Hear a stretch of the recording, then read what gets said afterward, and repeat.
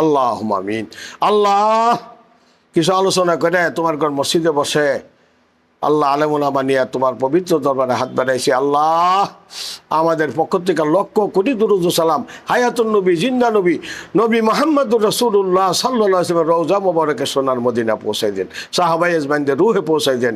আল্লাহ সমস্ত আম্বিয়া আলাইহিস সালামদের রুহে পৌঁছাই দেন, সমস্ত আল্লাহ সাহাবাই আজমাইনদের আরো হাই পৌঁছে তামাম পৃথিবীর রানা সেখানে আছে ওলিয়া উল্লাহ গাউস কুতুবীর মসজিদ তাদের রুহে পৌঁছাই দেন। আল্লাহ আমাদের বাংলাদেশের যত বিদেশিরা আল্লাহ বিদেশ আছে সকলকে তোমার কুদরতি হাতে সুপর্দ করলাম। আল্লাহ সকলকে তুমি নিয়ে খায় দান করো। খাস করে বিশেষ করে আদমপুরে শাহিদগার তফসির মাহফিলে যে সমস্ত বিদেশিরা টাকা দিয়ে সাহায্য করে আল্লাহ এই সমস্ত বিদেশিদেরকে তোমার কুদরতি হাতে আমি সুপর্দ করে দিলাম। তাদেরকে নিয়ে খায়াত দান করো, তাদের আব্বা আব্বার করে যা ঠান্ডা করে দাও, তাদেরকে আল্লাহ যাবতীয় আফত বিপদ থেকে আল্লাহ আপনি হেফাজত করেন। আর এই তফসিরটা কিয়ামত পর্যন্ত ধরে রাখবার তৌফিক আপনি দান করেন গ্রামবাসীকে। আল্লাহ আমি আপনাদের কাছে আল্লাহ শেষ কথাটা আপনাদের কাছে কথাই বিশ্বনবীর উম্মত আমরা যেন হইতে পারি। আল্লাহ বিশ্বনবীর উম্মত যেন আমরা হইতে পারি সেই তৌফিক তুমি আমরা দান করো। এতিম নবীর এতিম উম্মত আমরা আল্লাহ নবীজি শানে কোথাও যেন কোনো বেয়াদবি না হয় সেদিকে আল্লাহ আপনি আমাদেরকে মাফ করে দিবেন।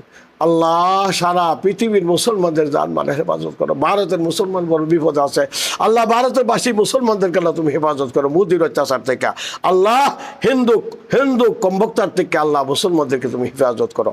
আল্লাহ বাংলাদেশের হিন্দুরা জামায়া ধরে আছে আর আমাদের ভারতের মুসলমানরা আল্লাহ আল্লাহ মুখ খুল্লা কথা কই জানা না কি অবস্থা যে করতেছে। আল্লাহ তুমি দেখো না রে মাহবুদ, তুমি দেখো মাহবুদ, তুমি দেখে রাখো। আল্লাহ তোমার কাছে বিচার দিলাম মাহবুদ। আমরা বাংলাদেশে হিন্দুদেরকে আদর করি, তাদের সাথে মিলামিশা চলি। ইসলাম মারামারির ধর্ম না, ইসলাম শান্তির ধর্ম।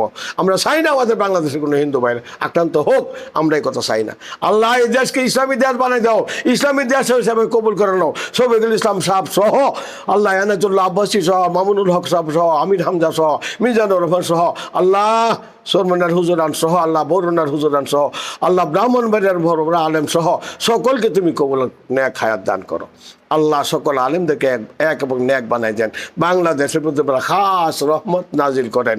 আল্লাহ বাংলাদেশ থেকে কুকাম যারা করতেছে আল্লাহ মা বুদ্ধির ইজ্জত যারা নষ্ট করতেছে তাদেরকে হিদায়ত করে দেন। হিদায়ত নসিব না হলে তুমি কুদরতি ফাওয়ারে তাদেরকে ফেরাউনের মতন ধ্বংস করে দাও।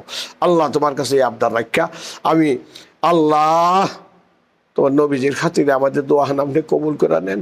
আল্লাহ আলেমদেরকে তুমি নেক হায়াত দাও। আল্লাহ সমস্ত ইসলামী মার্কাজগুলি তুমি কবুল করো, মাদ্রাসাগুলি কবুল করো।